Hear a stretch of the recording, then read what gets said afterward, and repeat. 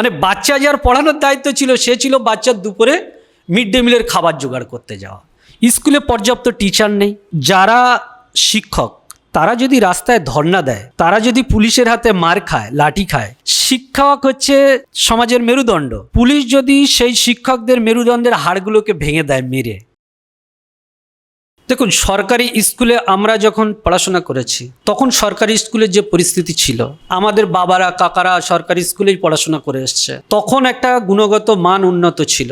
আজকেকার ডেটে দাঁড়িয়ে সরকারি স্কুলের যে সিলেবাস তৈরি হয়েছে, সরকারি স্কুলের যে পঠন পাঠনের প্রক্রিয়া, মানুষের যে মেন্টালিটি এবং এই যে মিড ডে মিল বা অন্যান্য যে স্কিম বিভিন্নগুলো স্কুলে ঢোকার কারণে এই সমস্ত জায়গায় পর্যাপ্ত পরিমাণের কর্মী নিয়োগ হয়নি। স্কুলের হেড টিচার তার দায়িত্ব থাকছে স্কুলের ছেলেমেয়েরা কি খাবে না খাবে তার ঠিক করা। বাজারঘাটে অনেক জায়গায় দেখেছি স্কুলের টিচাররা বাজার করতে যাচ্ছে। মানে বাচ্চা যার পড়ানোর দায়িত্ব ছিল সে ছিল বাচ্চার দুপুরে মিড ডে মিলের খাবার জোগাড় করতে যাওয়া।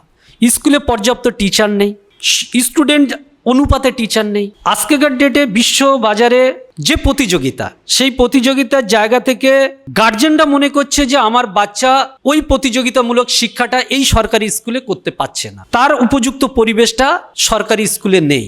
যারা শিক্ষক তারা যদি রাস্তায় ধর্ণা দেয়, তারা যদি পুলিশের হাতে মার খায়, লাঠি খায়, শিক্ষক হচ্ছে সমাজের মেরুদণ্ড। পুলিশ যদি সেই শিক্ষকদের মেরুদণ্ডের হাড়গুলোকে ভেঙে দেয় মেরে, শিক্ষকদের উপযুক্ত শিক্ষক যারা আছে তাদের উপযুক্ত জায়গায় গিয়ে আমার বাংলার ছেলে মেয়েদেরকে সুশিক্ষা দান করবে, এটাই হচ্ছে আমাদের কামনা। আমরা কামনা এটাই করি যে তাঁরা খুব সুন্দরভাবে স্কুলে গিয়ে আমাদের ছেলে মেয়েগুলোকে ভালো শিক্ষিত ছাত্রছাত্রী তৈরি করুক।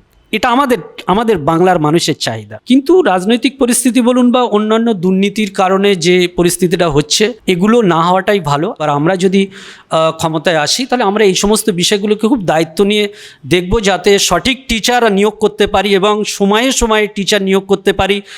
স্কুলের ছেলেমেয়েরা যাতে সঠিক পঠন পাঠন পায় এবং ছাত্র অনুপাতে যাতে আমরা শিক্ষক নিয়োগ করি, শিক্ষার মানকে উন্নত করতে পারি, সেই ব্যবস্থা আমরা নিশ্চিতভাবে করব।